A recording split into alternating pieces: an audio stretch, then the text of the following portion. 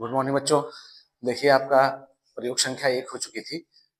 अभी आपकी high school की प्रयोग संख्याएं 2 बाकी हैं, प्रयोग संख्या 2 और प्रयोग संख्या 3। ठीक है, तो आज प्रयोग संख्या 2 हम लिखते हैं। जैसे मैं आपको बताया था कि तीनों प्रयोग संख्याओं का मैं अलग से एक बार उसका निगमन करके बताऊंगा कैसे कैसे निकला है। अभी आप उसको क्या करिए, सिर्फ नोट कर लीजिए। ठीक है, तो प्रयोग संख्या 2 देखिए।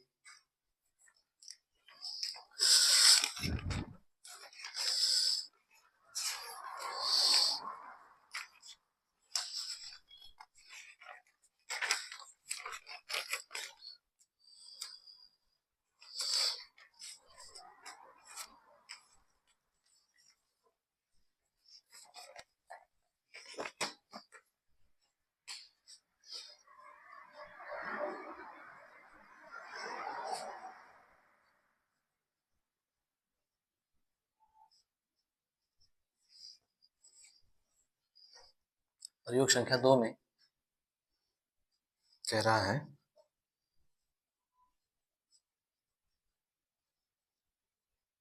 जनसंख्या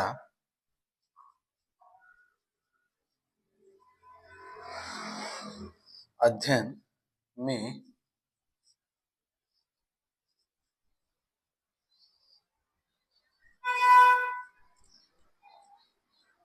सांख्यिकी की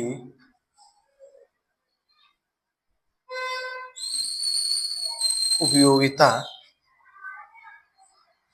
कह रहा है जनसंख्या अध्ययन में सांख्यिकी की उपयोगिता बताइए।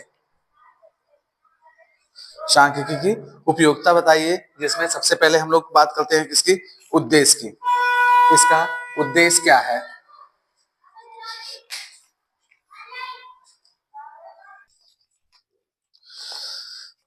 उद्देश्य इसका देखिए,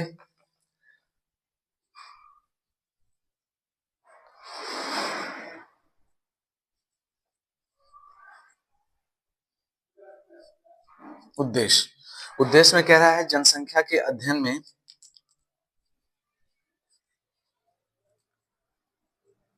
जनसंख्या के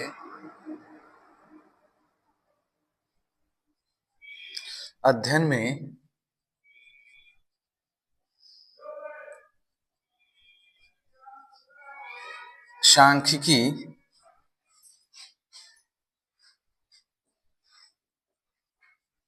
सांख्यिकी विधियों की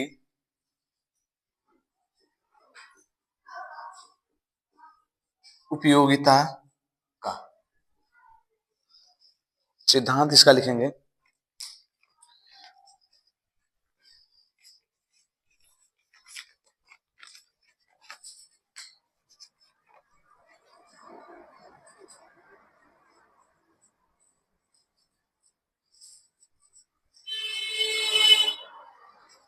सिद्धांत में लिखेंगे मानव जनसंख्या की सांख्यिकी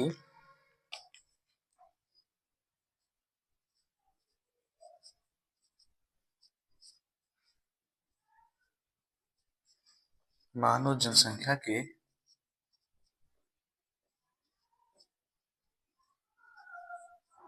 सांख्यिकी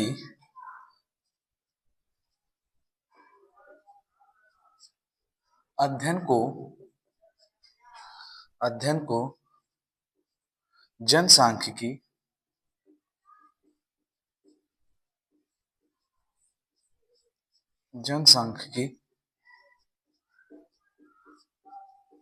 कहते हैं।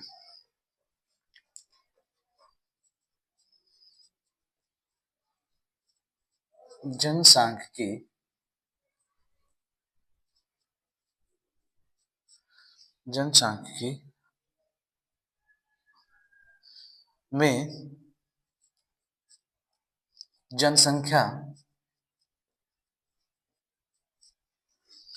जनसंख्या के आकार, संरचना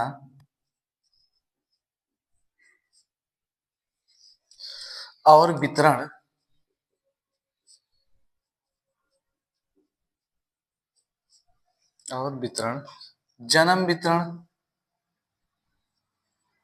जन्म में वितरण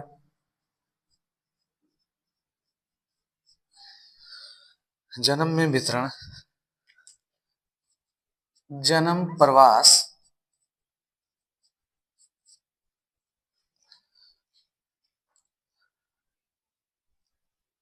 वाय में वृद्धि, वाय में वृद्धि और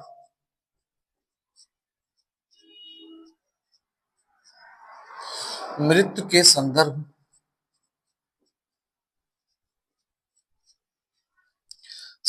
में स्थानिक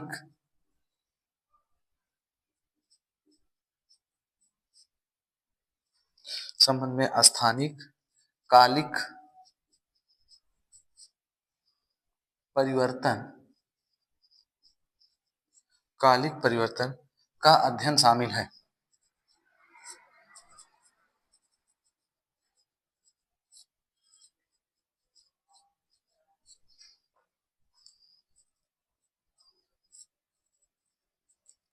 देखिए सिद्धांत के अंतर्गत देखिए हम लोग जो पढ़ रहे हैं जनसंख्या अध्ययन या सांख्यिकी, तो सांख्यिकी का जो उपयोग होता है, सांख्यिकी में हम लोग जानते हैं कि सीधे सीधे कि किसी क्षेत्र में या किसी एरिया में कितने जन्म दर बढ़ी है या कितनी जन्म दर घटी है, कितने लोगों की मृत्यु हुई है, कितने लोग पैदा हुए हैं, ठीक है, कितने लोग एक स्थान से दूसरे स्थान को चले गए हैं, प्रवासी हो गए हैं।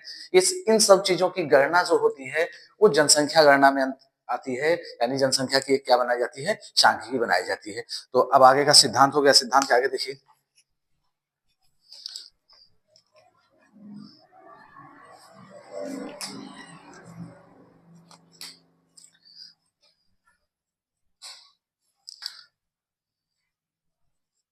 जनसंख्या अध्ययन में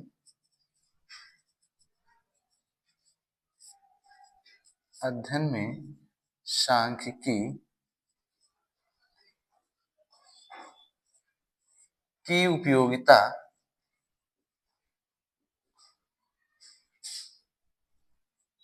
सांख्यिकी की उपयोगिता के उदाहरण,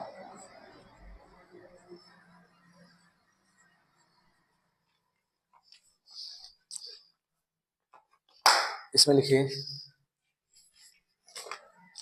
यदि हम अपने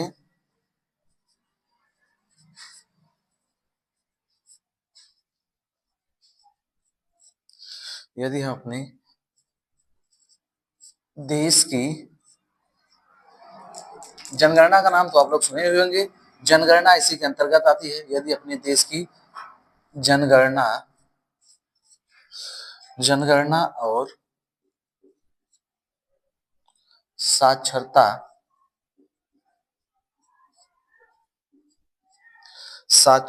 दर एवं जनसंख्या वृद्धि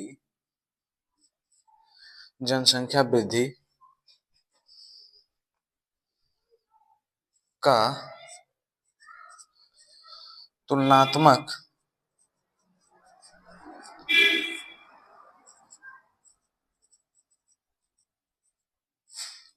अध्ययन करते हैं। देखिए जनसंख्या अध्ययन या जनसंख्या सांख्यिकी के उपयोग में सबसे पहली बात हम लोग जान गए कि जनसंख्या अध्ययन में जो इसका उदाहरण है, उदाहरण के तौर पे आपको बताया जा सकता है कि हमारे देश में जो जनगणना होती है, जनगणना या साक्षरता दर, जनगणना में हम जनगणना और साक्षरता दर दोनों को देखते हैं, ठीक है, जिसमें ये भी देखते हैं कि हमारे यहाँ जनसंख्या वृद्धि कितनी हुई है या जनसंख्या दर में कितनी कमी हुई है। इन सब चीजों को देखते हैं, जो क्या आता है, सांख्यिकी के अंतर्गत आता है। सांख्यिकी के अंतर्गत आता है। अब इसमें जानते हैं कि गणना की जाती है, हर 11 साल बाद जनगणना की जाती है। जनगणना में हमको ये पता चलता है कि कितने लोग हमारे देश में बढ़े हैं, कितने साक्षर बढ़े हैं और कितने लोगों की मृत्यु हुई। हर 11 साल बाद जनगणना करवा ली जाती है। आगे देखिए, तुलना का अध्ययन करते हैं, जो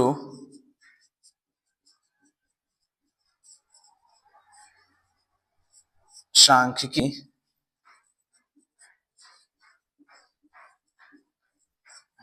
के उपयोग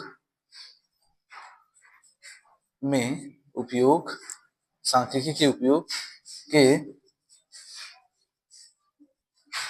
अध्ययन में आता है। इसका एग्जाम्पल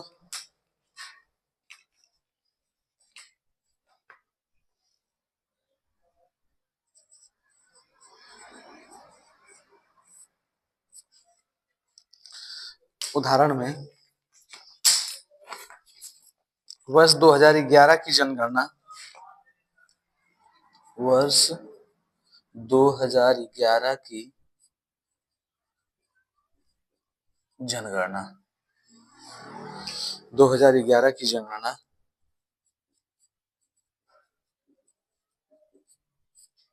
के आधार में 2011 की जनगणना के अनुसार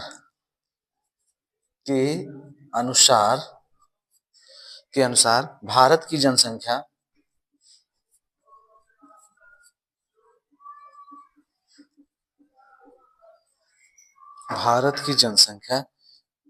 एक अरब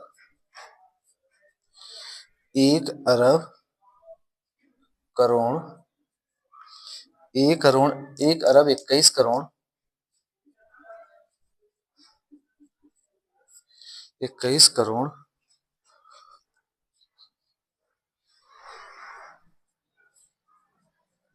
19 लाख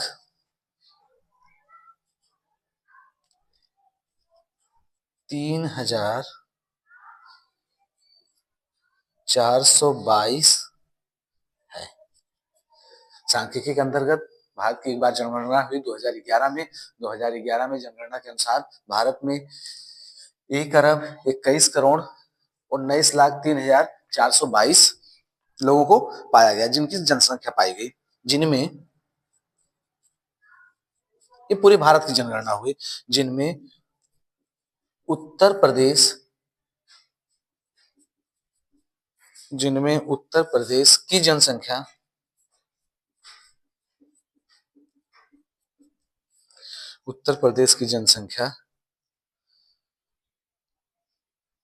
19 करोड़ 95 लाख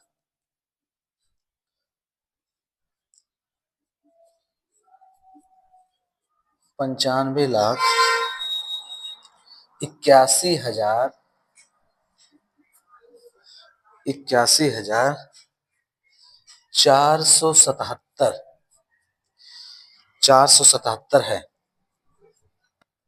जो कि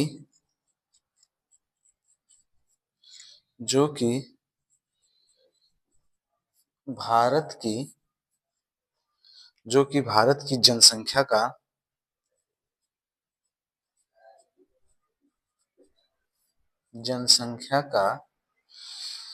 16.49% है। उपरोक्त आंकड़े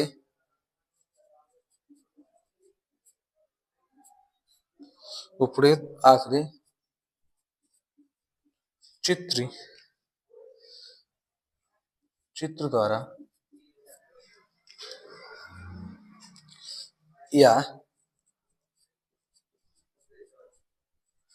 सांख्यिकी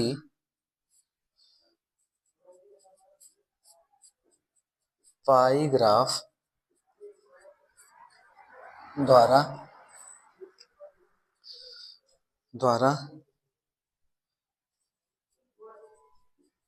व्यक्त किए जाते हैं।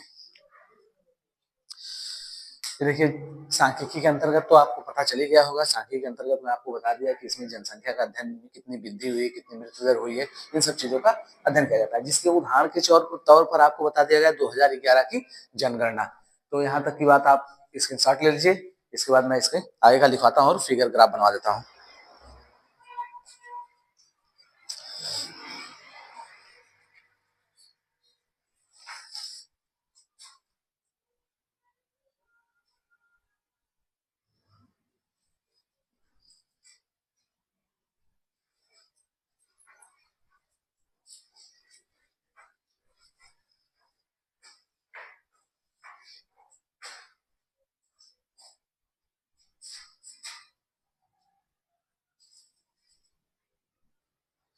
देखिए एग्जाम्पल के तौर पर इसकी एक बात और लिख लेते हैं, जो 2001 में हमारी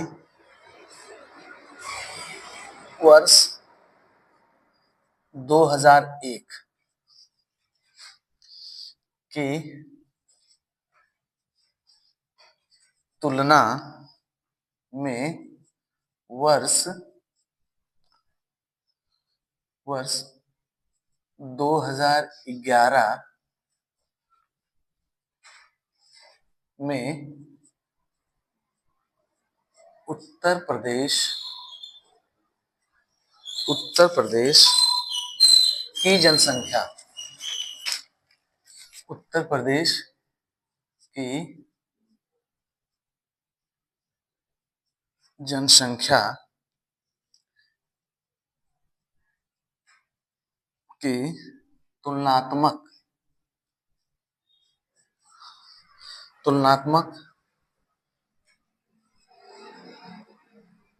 अध्ययन चित्र द्वारा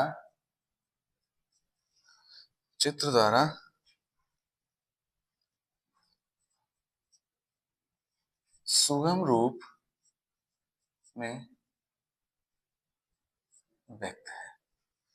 देखिए मैं आपको पहले बताया कि हमारे यहाँ जनगणना जो है 11 साल के अंतर्गत करवा ली जाती है, यानी 11 साल तक पूर्ण हो जाती थी। 10वें साल से, यानी जब 10 साल होता था तो इसकी जनगणना शुरू हो जाती थी, और जनगणना जब शुरू होती थी तो 10 साल यानी 11 साल होते होते उसका पूरा कर लिया जाता। जनगणना 10 साल में हमारे देश में कितना विकास हुआ है, कितनी जनसंख्या बढ़ी है, कितनी जनसंख्या घटी है, कितनी मृत्यु दर बढ़ी है, और कितनी साक्षरता बढ़ी है, ये सब चीजों को ध्यान में रखते हुए जनगणना कराई जाती थी। जनगणना जो होती है किसके अंतर्गत आती है? सांख्यिकी के अंतर्गत आती है। तो सारी चीजें आपको ज्यादातर इसमें ग्राफ पे ही दिखाई गई हैं, तो आप ग्राफ के हिसाब से देख सकते हैं। आगे देखिए इसका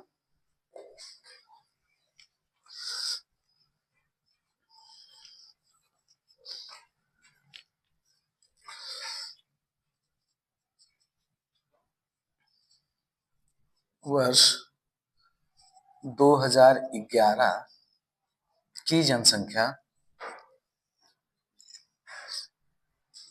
जो 2011 की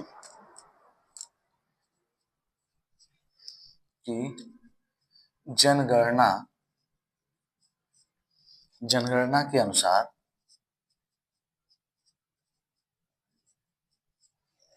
जनसंख्या के अनुसार उत्तर प्रदेश में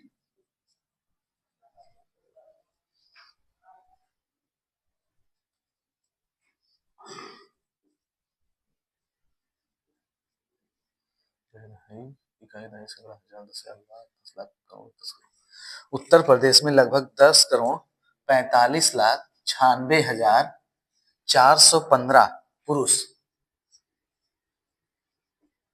2011 की जनगणना बताया जा रहा है। 2011 की जनगणना में उत्तर प्रदेश में लगभग 10,45,96,415 पुरुष एवं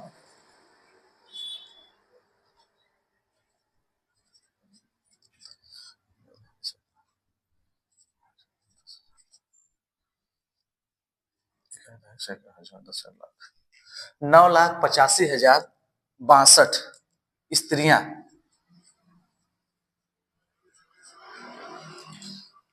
स्त्रियां स्त्रियां हैं। यहाँ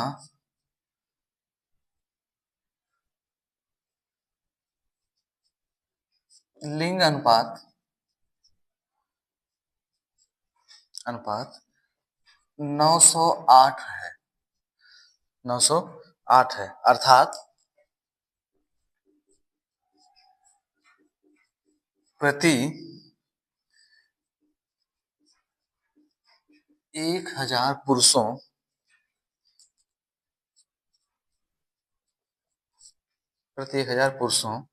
पर 908 महिलाएं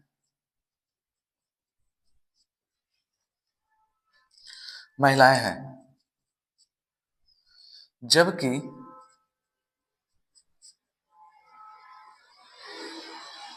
जबकि प्रदेश में बालक बालिकाओं बालक बालिकाओं की जनसंख्या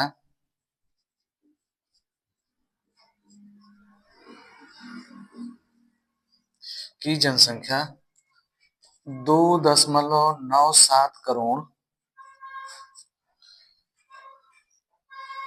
है। साक्षरता साक्षरता दर का साक्षरता दर का अध्ययन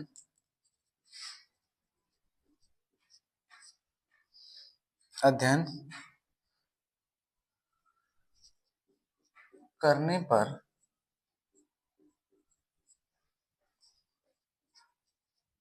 प्राप्त हुआ कि उत्तर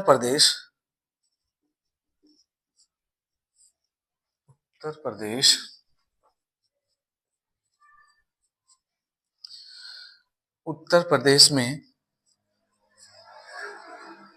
69.72%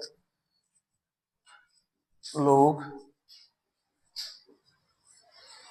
साक्षर हैं, जिनमें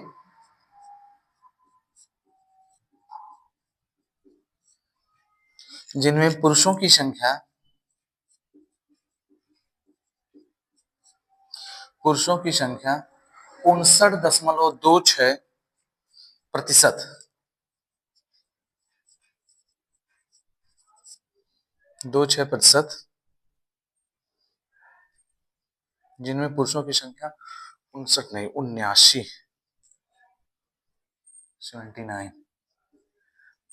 79% तथा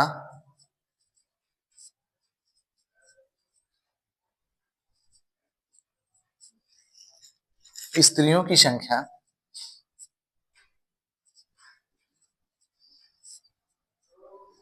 59.26% है। जनसंख्या दर का अध्ययन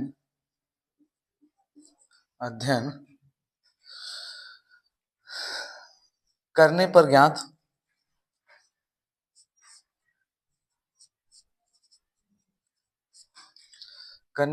ज्ञात हुआ कि वर्ष 2001 की जनगणना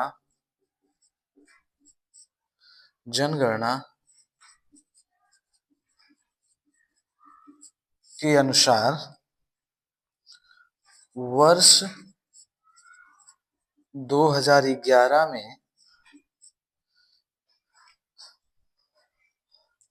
20.09%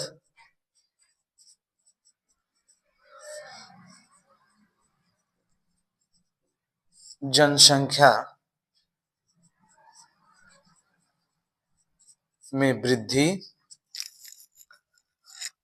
में वृद्धि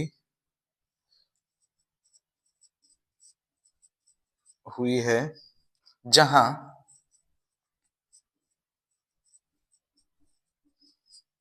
पुरुषों की संख्या की वृद्धि दर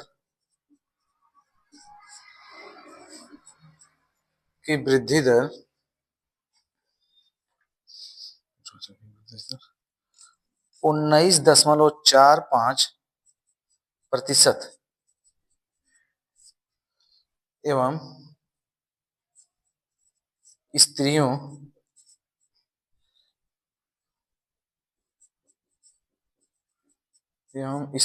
की दर 20.8% है। देखिए आप लोग अच्छी तरह से जान गए होंगे कि जो मैं पहले बताया था कि जनगणना होती है, जनगणना सांख्यिकी के अंतर्गत आती है। तो आप इसको पढ़ने के बाद, इसको लिखने के बाद अच्छी तरह से आप जान जाएंगे कि जो सांख्यिकी हुआ था, सांख्यिकी को हम ग्राफ द्वारा व्यक्त कर सकते हैं।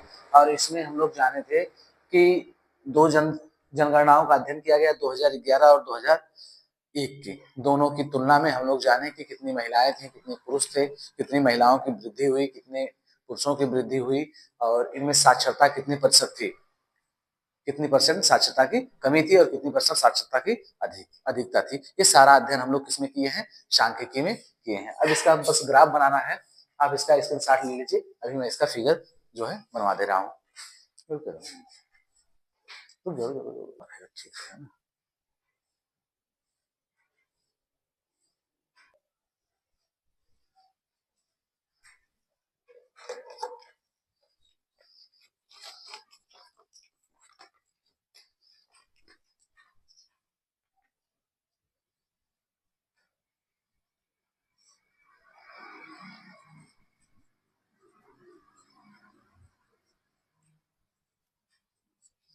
उत्तर प्रदेश 16.94%।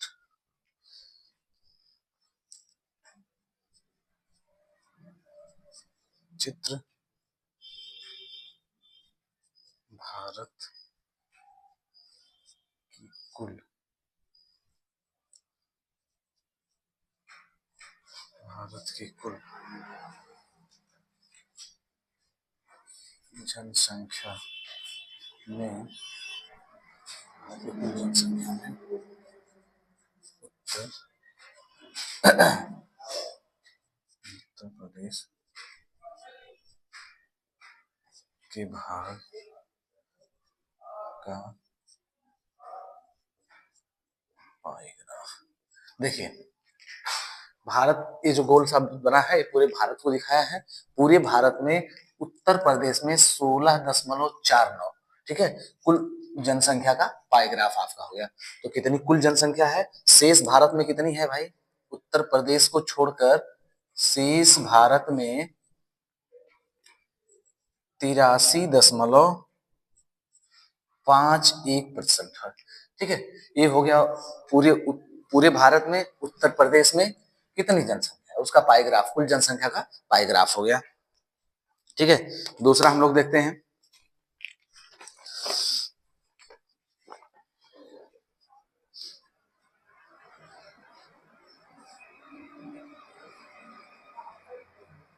दो दो के अंतर का ग्राफ बना लेते हैं।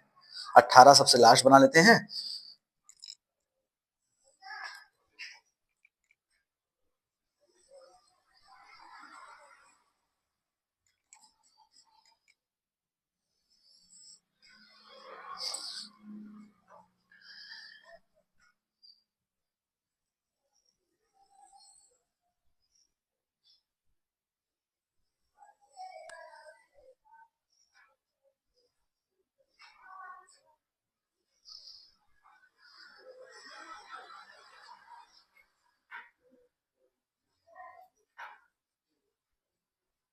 14, बीच में 16 रहेगा, बीच में आप 16 डाल दीजिएगा।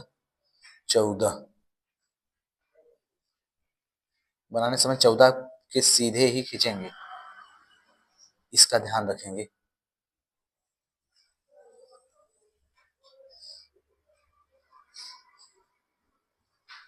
ये 14 पे आ गया।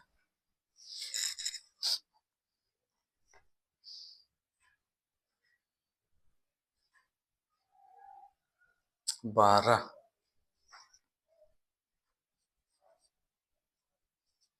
12 पे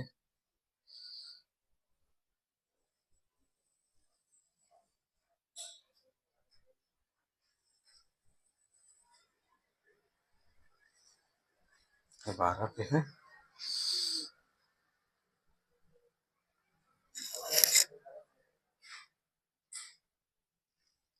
फिर 10 पे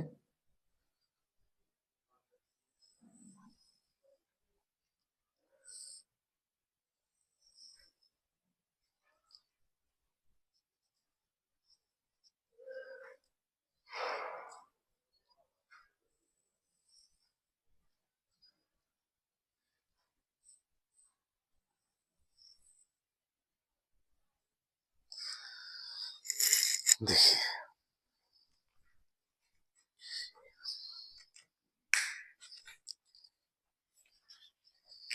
ये जनसंख्या करोड़ों में दी गई है, जो है 8 है, 6 हो सकता है, 4 हो सकता है और 2 हो सकता है, 0 हो सकता है। ये जो जनसंख्या आपकी दी गई है, जनसंख्या करोड़ों में दी गई है। जनसंख्या करोड़ों में, ये जनसंख्या आपकी करोड़ों में हो गई। ये आगे की तरफ इसका स्टेटस बढ़ सकता है। ठीक है, एक कलर कर दिया गया है कुछ भाग को।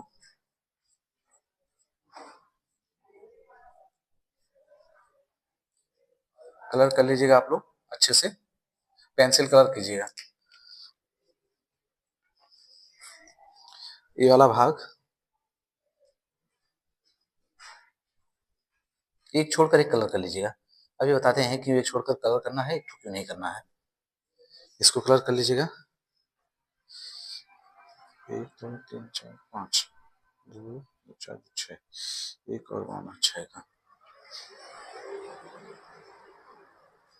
10 वाला कलर कर लीजिएगा, 10 वाला इसको 8 वाले को छोटा बनाना चाहिए था। इसको थोड़ा सा छोटा कर लेते हैं, इसको 8 में कर लेते हैं। ये 8 पे हो जाएगा, इसको थोड़ा बड़ा कर लेते हैं, ये हो जाएगा आपका 10 पे।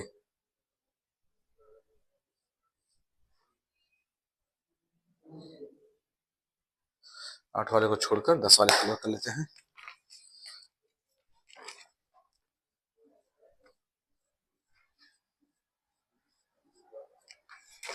ये आपका कलर रहेगा और एक और आपका बन जाएगा 6 का।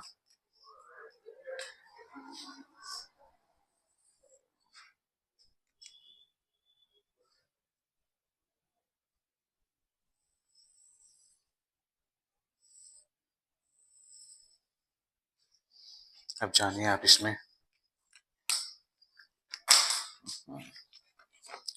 हो जाएगा आपका संपूर्ण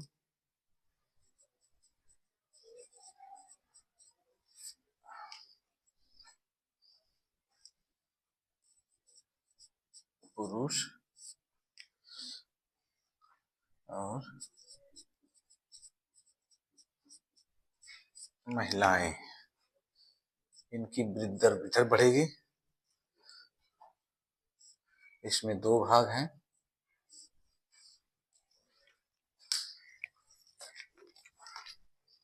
जो कलर किया गया है, जो कलर किया गया है ये 2021 है, 2011 है, और जो नहीं कलर किया गया है वो 2001 है। ये आप बना लीजिएगा बढ़िया से देख के।